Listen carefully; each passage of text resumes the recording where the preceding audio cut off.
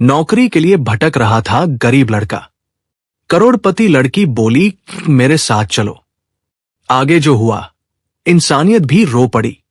दोस्तों, उस रात लखनऊ शहर की हवा में अजीब सी ठंड थी। घड़ी में रात के लगभग 2:30 बज रहे थे। सड़कें खाली नहीं थी, लेकिन हर गाड़ी ऐसे निकल रही थी जैसे किसी को किसी की परवाह ही नहीं। और उसी लखनऊ शहर के बस स्टैंड के एक कोने में एक लड़का अपने दोनों हाथों की उंगलियां रगड़ रहा था। ठंड से नहीं, बेबसियत से। उसका नाम अमित था। उम्र कोई 25 के आसपास। चेहरे पर पढ़ाई की चमक थी, लेकिन आंखों में कई रातों की नींद नहीं थी। शर्ट ठीक थी, पर कॉलर थोड़ा पुराना। पैंट साफ थी, पर किनारों से घिसी हुई। और जूतों के तलवे जैसे रोज की लड़ाई के गवाह हों। अमित ने जेब में हाथ डाला। 2 सिक्के खनके, बस इतना ही। वो अपने फोन की स्क्रीन देख रहा था। नेटवर्क की लकीरें ऊपर नीचे हो रही थी। फिर अचानक स्क्रीन पर मां लिखा दिखा। उसका गला सूख गया। कॉल उठाते ही दूसरी तरफ एक औरत की थकी हुई आवाज आई, बेटा, तू ठीक तो है ना? अमित ने अपनी सांसें संभाली। हाँ मां, मैं ठीक हूं। आप बताओ।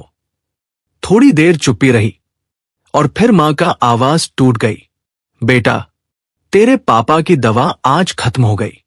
डॉक्टर ने बोला है, अगर दवा मिस हुई तो सांस और भारी हो जाएगी। अमित ने आंखें बंद कर ली। उसके चेहरे पर ऐसा भाव आया जैसे उसने किसी को रोते हुए नहीं, अपने अंदर कुछ टूटते हुए सुन लिया हो। कितना कितना चाहिए मां? उसने धीरे से पूछा। बेटा, मैं कुछ नहीं मांग रही, बस ये पूछ रही हूं, तू भूखा तो नहीं है ना? अमित हंसना चाहता था, लेकिन गले में कुछ अटक गया। वो झूठ बोल गया, क्योंकि मां को सच बोलना मां को और कमजोर कर देता। नहीं मां, यहां सब ठीक है। कल इंटरव्यू है, नौकरी पक्की हो जाएगी, फिर सब हो जाएगा। उधर से मां की आवाज आई, भगवान तुझे मजबूत रखे बेटा, तू बस ईमानदार रहना। कॉल कट गई।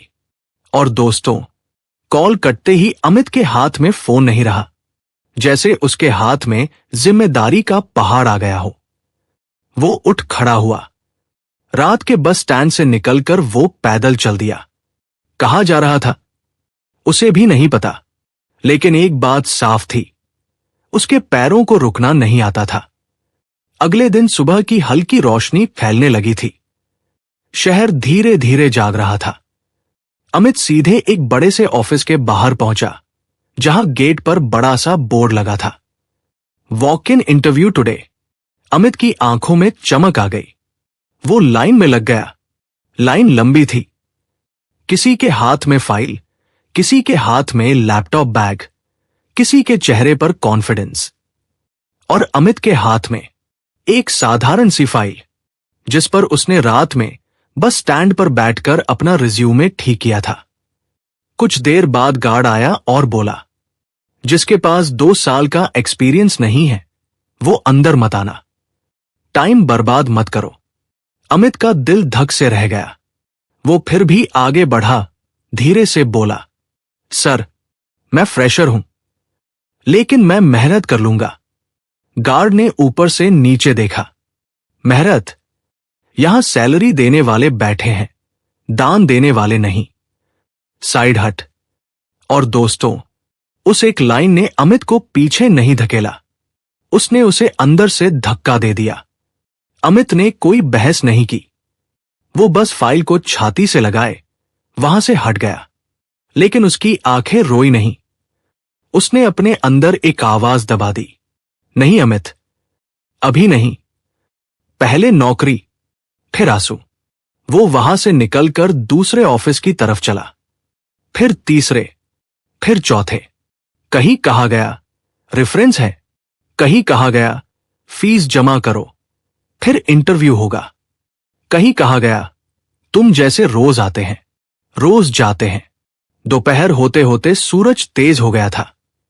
अमित की भूख बढ़ने लगी। वो एक चाय की दुकान पर रुका। गिनती की।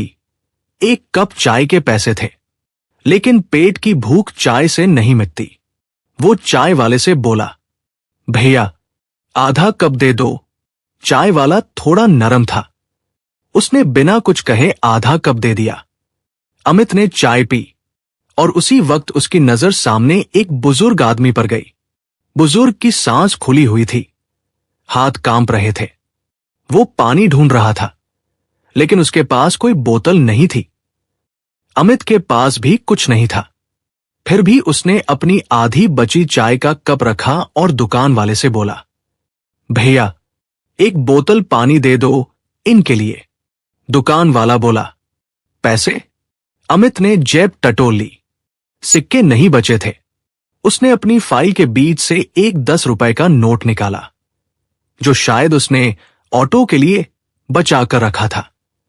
ये ले लो। बुजुर्ग ने पानी पिया, कांपते हाथों से अमित की तरफ देखा। बेटा, तू खुद भूखा लग रहा है। अमित ने बस हल्की मुस्कान दे दी। भूख तो रोज लगती है दादा, पर आज आप पहले। और दोस्तों, यही वो पल था जिस पल अमित को खुद भी नहीं पता था कि उसी सड़क के दूसरी तरफ खड़ी एक काली लग्जरी कार के अंदर कोई उसे देख रहा था। कार के शीशे हल्के से नीचे हुए। एक लड़की, बड़े शांत चेहरे वाली, बहुत क्लास वाला लुक, लेकिन आंखों में अजीब सी उदासी। उसने अमित को देखा, फिर बुजुर्ग को पानी पिलाते देखा, और उसके चेहरे पर एक सेकंड के लिए ऐसा भाव आया जैसे वो सोच रही हो, ये लड़का गरीब हो सकता है, लेकिन छोटा नहीं है। कार आगे बढ़ गई, लेकिन वो नजर वही रह गई। अमित फिर उठा। अब उसके पास पैसे नहीं थे, लेकिन उम्मीद अभी भी थी। वो एक छोटे से ऑफिस के बोर्ड की तरफ गया जहां लिखा था, जॉब कंसल्टेंसी, तुरंत नौकरी, 100% गारंटी। अमित अंदर चला गया। अंदर एक आदमी बैठा था, मोटा सा, सफेद शर्ट, गले में चेन, चेहरे पर बनावटी मुस्कान। हाँ भाई, नौकरी चाहिए? उसने तुरंत पूछा। अमित ने कहा, हाँ सर, कोई भी नौकरी, बस सैलरी टाइम पर मिल जाए। आदमी ने अमित की फाइल पलटी, फिर बोला, हो जाएगी, लेकिन पहले रजिस्ट्रेशन फीस लगेगी। कितनी? अमित ने पूछा। आदमी ने ऐसे कहा जैसे बहुत छोटी बात हो। बस 2000। और दोस्तों, अमित के कानों में जैसे सन्नाटा भर गया। उसके पास 2000 क्या, 200 भी नहीं थे। उसने धीरे से कहा, सर, अभी मेरे पास नहीं है, क्या मैं बाद में? तो बाहर निकलो। आदमी का चेहरा बदल गया। नौकरी चाहिए तो पैसा लगेगा, समझे? अमित बाहर आ गया। धूप तेज थी और अंदर उसका दिल और तेज जल रहा था। वो सड़क किनारे खड़ा हो गया। उसके पास कोई रास्ता नहीं दिख रहा था, और उसी वक्त वही काली लग्जरी कार कुछ दूरी पर आकर धीरे से रुकी। इस बार शीशा पूरा नीचे हुआ। लड़की की आवाज बहुत शांत थी, लेकिन शब्द भारी। तुम रोज ऐसे ही भटकते हो? अमित चौंक गया। वो पहली बार उसकी तरफ देख पाया। लड़की की आंखों में अहंकार नहीं था, बस एक गहरी समझ थी। अमित ने एक सेकंड के लिए निगाहें झुका ली और फिर बहुत धीरे से बोला, नौकरी चाहिए, भीख नहीं। और दोस्तों, उसी एक लाइन पर लड़की की सांस जैसे रुक गई। वो कुछ बोलने ही वाली थी कि अमित ने खुद को संभाला और आगे चल पड़ा। लड़की कार में बैठी रही और अमित की पीठ को देखती रही, क्योंकि अब कहानी में एक नई चीज जुड़ चुकी थी। एक करोड़पति लड़की की नजर और एक गरीब लड़के का आत्मसम्मान। खैर दोस्तों, अमित की वो लाइन, नौकरी चाहिए, भीख नहीं, वो लाइन मीरा के दिमाग में गूंजती रही। लेकिन अब उसकी कार धीरे धीरे आगे बढ़ रही थी, लेकिन मीरा की नजर अब भी रियर मिरर में उसी लड़के को ढूंढ रही थी, जो बिना मुड़े, बिना शिकायत किए आगे बढ़ता जा रहा था। मीरा के लिए ये नया था।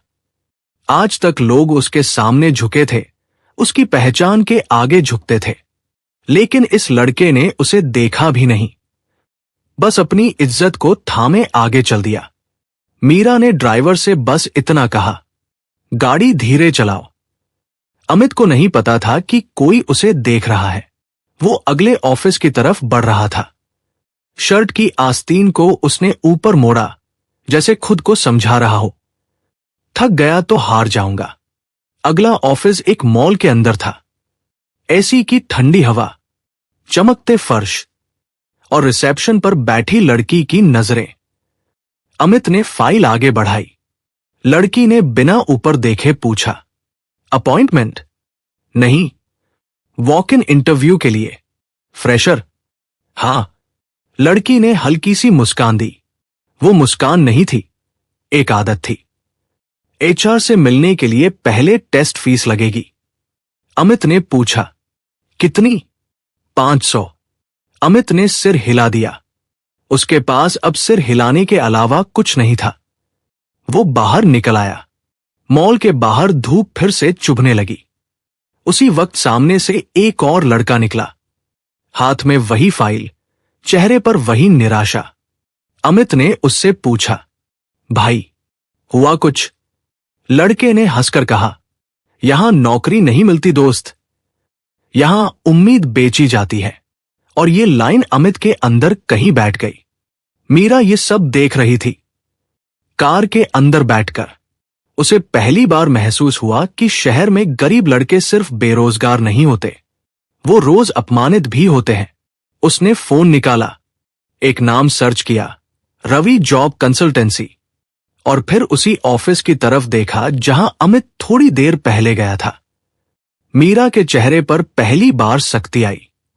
उसी शाम अमित फिर से उसी कंसल्टेंसी के अंदर गया, क्योंकि अब उसके पास कोई दूसरा रास्ता नहीं था। रवि कुर्सी पर पीछे टिककर बैठा था। तो आ गए? उसने व्यंग्य से कहा। पैसे लाए? अमित ने निगाहें झुकाई। सर, अभी पूरे नहीं हैं, लेकिन अगर आप एक मौका। रवि ने हाथ उठाकर रोक दिया। देखो, यहां कोई समाज सेवा नहीं होती। नौकरी चाहिए तो सिस्टम फॉलो करो। अमित चुप रहा। रवि ने आवाज धीमी की, अगर आज रजिस्ट्रेशन करवा दोगे तो कल ही कॉल आ जाएगा, वरना लाइन में 1000 लोग हैं। अमित बाहर निकल आया। वो दीवार से टिककर खड़ा हो गया, आंखें बंद की, और पहली बार उसके अंदर से एक आवाज आई, क्या इज्जत से भूख मिटती है? उसी वक्त पीछे से किसी ने कहा, तुम अगर चाहो तो एक काम है। अमित चौंक गया। पीछे मुड़कर देखा, वही लड़की, मीरा। वो पहली बार कार से बाहर खड़ी थी। सादा लेकिन महंगे कपड़े, चेहरे पर शांति, आंखों में सीधापन। मैं तुम्हें नौकरी नहीं दे रही, मीरा ने साफ कहा, मैं बस एक काम देना चाहती हूं। अमित ने सीधा देखा। काम क्या है? मीरा बोली, एक दिन का काम, कोई फीस नहीं। अगर ठीक किया तो आगे बात करेंगे। अमित ने एक सेकंड सोचा, फिर बोला, अगर काम मेहनत का है तो मैं तैयार हूं। मीरा ने हल्की मुस्कान दी। कल सुबह 8 बजे। ये पता। उसने एक कार्ड आगे बढ़ाया। अमित ने कार्ड लिया। नाम पढ़ा, मीरा सेठ। अमित कुछ पूछता उससे पहले मीरा गाड़ी में बैठ चुकी थी। मीरा के जाने के घंटों बाद उस रात अमित एक सस्ते से धर्मशाला के बाहर बैठा था। जेब खाली थी, पेट खाली था, लेकिन दिल में एक हल्की सी रोशनी थी। उधर मीरा अपने आलीशान घर में थी। बड़े कमरे, महंगे फर्नीचर, लेकिन मन बेचैन। डाइनिंग टेबल पर उसके पिता विक्रम सेठ बैठे थे। आज देर क्यों हो गई? उन्होंने पूछा। मीरा बोली, शहर देख रही थी। शहर देखने के लिए इतना समय? उनकी आवाज में शक था। मीरा कुछ कहती, उससे पहले विक्रम सेठ बोले, मीरा, याद रखो, हम भावनाओं में फैसले नहीं लेते। मीरा ने पहली बार आंखें मिलाई। और अगर भावना ही किसी का आखिरी सहारा हो, तब विक्रम सेठ चुप हो गए, लेकिन उनके चेहरे पर नाराजगी साफ थी। अगली सुबह 7:30 बजे अमित उसी पते पर पहुंच गया था। एक बड़ा सा वेयरहाउस, बाहर कोई बोर्ड नहीं। वो गेट पर खड़ा इंतजार कर रहा था। अंदर से मीरा निकली। समय के पाबंद हो, उसने कहा। भूख समय नहीं देखती, अमित बोला, लेकिन मेहनत देखती है। मीरा ने कुछ नहीं कहा, बस दरवाजा खोल दिया। आज का काम यह है, मीरा ने कहा। इस वेयरहाउस की इन्वेंट्री चेक करनी है, कुछ गड़बड़ियां है, देखना है, कहा। अमित ने सिर हिलाया। काम शुरू हो गया। घंटों बीत गए। अमित बिना रुके काम करता रहा। ना पानी मांगा, ना आराम। दोपहर में एक बॉक्स गिरा। उसके अंदर से कुछ पैसे बाहर आ गए। अमित ने तुरंत उठाए, एक एक गिनकर बॉक्स में रख दिए। मीरा दूर से ये सब देख रही थी। शाम तक अमित थक चुका था। मीरा पास आई। थक गए? उसने पूछा। अमित ने माथे का पसीना पोंछा। नहीं, आज खुद से उम्मीद लगी है। मीरा ने पहली बार राहत की गहरी सांस ली और बोली, आज का काम यहीं खत्म। लेकिन अमित, एक सवाल पूछूं? जी। आज अगर तुम्हें वो पैसे मिल जाते तो तुम क्या करते? अमित ने बिना सोचे कहा, पापा की दवा लेता, लेकिन बिना मेहनत के कभी नहीं। मीरा कुछ सेकंड चुप रही और अपने लिए अमित हल्का सा हंसा। मेरे लिए अभी वक्त है। और दोस्तों, इसी एक जवाब ने मीरा के अंदर कुछ पक्का कर दिया। अगले 2 दिन अमित वही काम करता रहा। कभी गोदाम, कभी डिलीवरी लिस्ट, कभी स्टोर रूम। काम छोटा था, लेकिन जिम्मेदारी बड़ी। मीरा उसे सीधे नौकरी नहीं दे रही थी। वो देख रही थी, ये लड़का मौका मिलने पर क्या बनता है। अगले दिन सुबह अमित को मीरा का कॉल आया। आज ऑफिस नहीं आना, मीरा ने कहा। एक और काम है। जी, एक डिलीवरी करनी है। वेयरहाउस से कुछ फाइल्स बाहर जाएंगी। अमित ने कुछ नहीं पूछा। वो तैयार हो गया, लेकिन उसे नहीं पता था कि उस दिन उसकी ईमानदारी की सबसे बड़ी परीक्षा होने वाली है। दोपहर के वक्त जब अमित फाइल्स लेकर मीरा के घर से बाहर निकल ही रहा था, तभी अचानक उसका मोबाइल बज उठा। स्क्रीन पर लिखा था, घर से कॉल। उसने फोन उठाया। मोबाइल हैंड फ्री थी। दूसरी तरफ आवाज कांप रही थी, अमित, तेरे पापा की हालत बहुत बिगड़ गई है और बेटा, डॉक्टर बोल रहे हैं अगर आज से कल सुबह तक इंतजाम नहीं हुआ तो तेरे पापा। वो बोल नहीं पाई। शब्दों से पहले आंसू आ गए। अमित की आंखें सामने मीरा का बड़ा बड़ा बंगला था। थोड़ी दूर पर मीरा खड़ी थी, लेकिन उस पल अमित की दुनिया सिकुड़कर सिर्फ एक अस्पताल के बेड जितनी रह गई थी। मीरा ने उसकी हालत देख ली। वो समझ गई, ये वो वक्त है जब इंसान टूटता नहीं, या तो चुपचाप बिखर जाता है या फिर और मजबूत बन जाता है। कितने पैसे चाहिए? मीरा ने बहुत सीधे शब्दों में पूछा। अमित ने तुरंत सिर उठा लिया। उसकी आंखों में पहली बार सख्ती थी। नहीं, उसने एक ही शब्द में जवाब दिया। मीरा थोड़ी चौंकी। मैं मदद नहीं।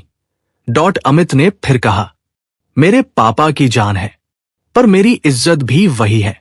मैं उधार नहीं चाहता, दान नहीं चाहता। मीरा ने गहरी सांस ली। ठीक है, उसने कहा, तो चलो। कहां? अमित ने पूछा।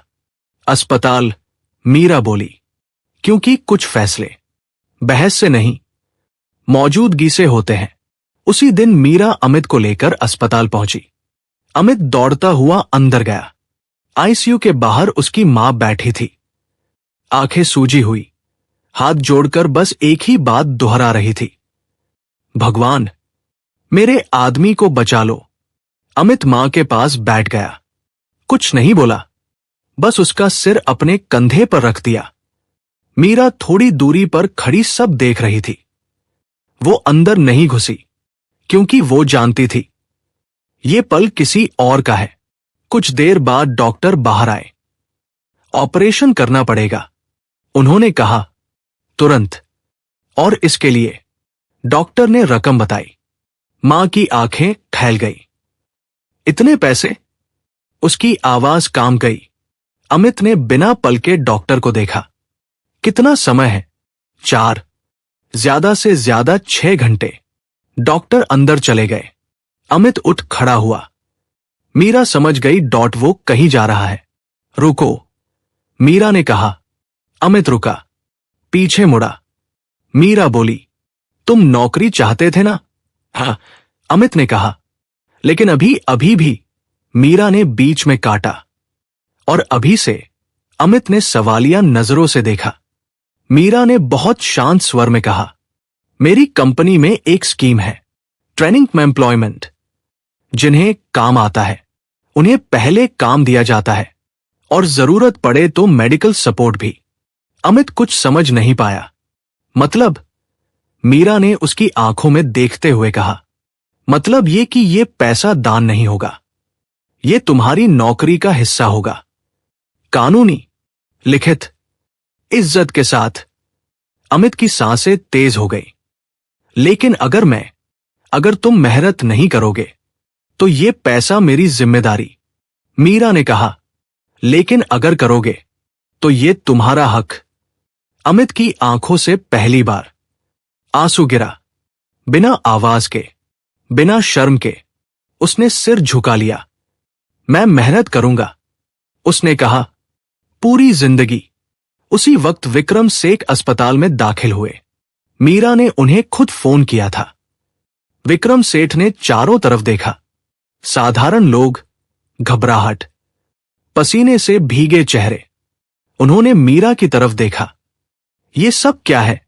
मीरा ने शांत लेकिन दृढ़ आवाज में कहा, ये वही जगह है पापा जहां पैसों की असली कीमत समझ आती है। विक्रम सेठ ने अमित को देखा। यही है वो लड़का? मीरा ने सिर हिलाया। विक्रम सेठ ने डॉक्टर से बात की। पेपर वर्क हुआ। ऑपरेशन की तैयारी शुरू हो गई। लेकिन उनके चेहरे पर कोई गर्व नहीं था, बल्कि एक अजीब सी चुप्पी थी। ऑपरेशन थिएटर के बाहर घंटे रेंगते रहे। अमित दीवार से टिककर बेंच पर बैठा था, आंखें बंद, हाथ जुड़े हुए। मीरा पास बैठी थी।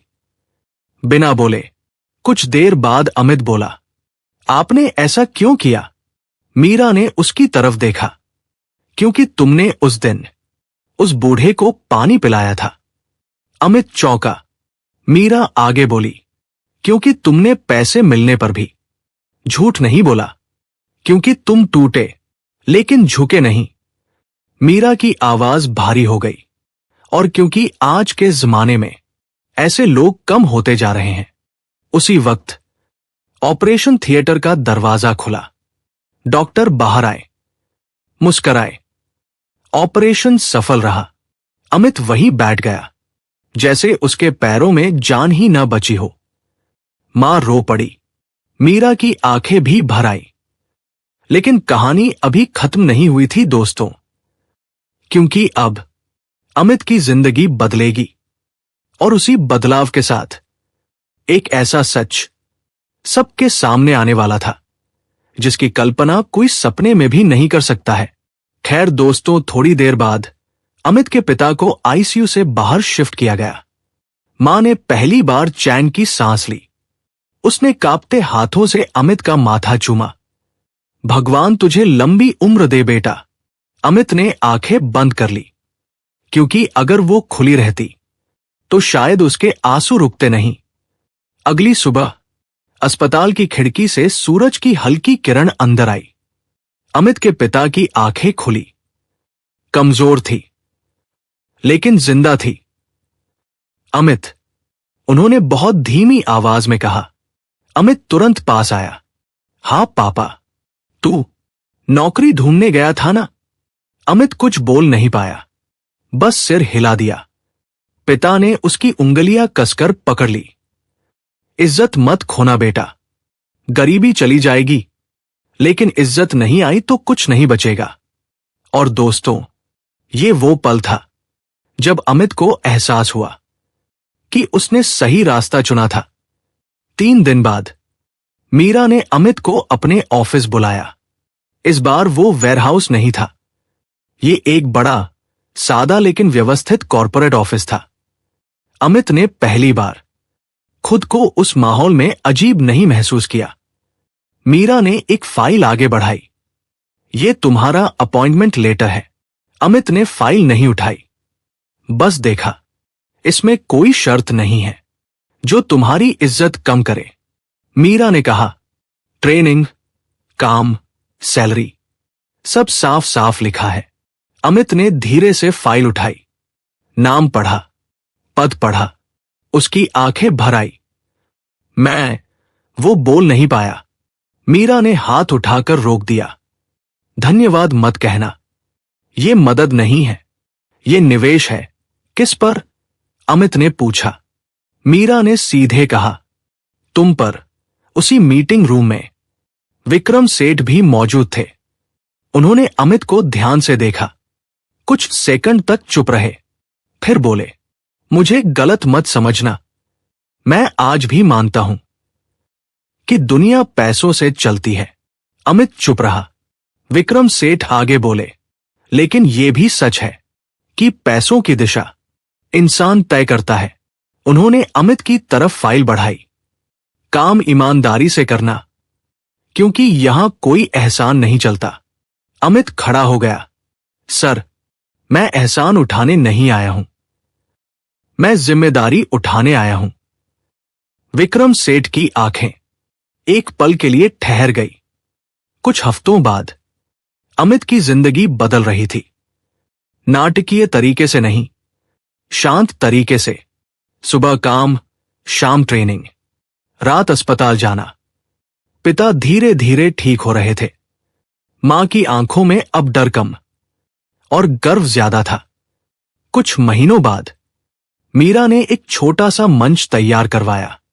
कोई मीडिया नहीं, कोई चमक नहीं, बस कंपनी के कर्मचारी और कुछ ऐसे लड़के लड़कियां जो नौकरी की तलाश में थे। मीरा ने माइक लिया और एक लाइन बोली, आज हमने एक नई स्कीम शुरू की है, नाम है मौका। उसने आगे कहा, यहां कोई रजिस्ट्रेशन फीस नहीं होगी, कोई सिफारिश नहीं होगी, सिर्फ काम और ईमानदारी देखी जाएगी।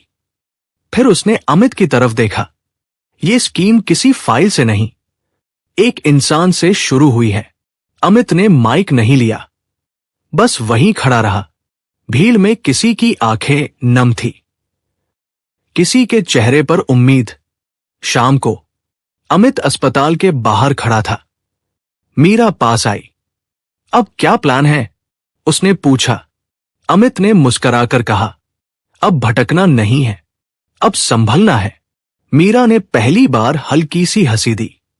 और अगर कभी फिर गिर गए? उसने पूछा। अमित ने बहुत साधारण जवाब दिया, तो फिर उठूंगा, लेकिन झुकूंगा नहीं। मीरा ने आसमान की तरफ देखा। शायद यही इंसानियत है। दोस्तों, इस कहानी की सबसे बड़ी सच्चाई यही है कि गरीबी इंसान की मजबूरी हो सकती है, लेकिन बेईमानी कभी उसकी पहचान नहीं होनी चाहिए, क्योंकि हालात चाहे जैसे भी हों, इंसान को बड़ा या छोटा उसका पैसा नहीं, बल्कि उसका चरित्र बनाता है। और जब कोई मदद को एहसान नहीं, बल्कि मौका बनाकर देता है, तभी असली इंसानियत जिंदा रहती है। अब जरा खुद से पूछिए, अगर आपके सामने कोई ऐसा गरीब लड़का हो जो नौकरी के लिए भटक रहा हो, भूखा हो, टूटा हुआ हो, लेकिन फिर भी अपनी इज्जत के साथ खड़ा हो, तो आप क्या करेंगे? नजरें फेर लेंगे या उसे आगे बढ़ने का एक सच्चा मौका देंगे? अगर ये कहानी आपके दिल को छू गई हो, अगर आपको लगा हो कि समाज को ऐसी कहानियों की जरूरत है, तो वीडियो को लाइक जरूर कीजिए, इसे अपने दोस्तों और परिवार के साथ शेयर कीजिए और ऐसी ही सच्ची, भावुक और इंसानियत से भरी कहानियों के लिए हमारे चैनल स्टोरी बाय एके को अभी सब्सक्राइब कीजिए, क्योंकि यहां कहानियां सिर्फ सुनाई नहीं जाती, यहां महसूस कराई जाती है। मिलते हैं अगली वीडियो में। जय हिंद, जय भारत।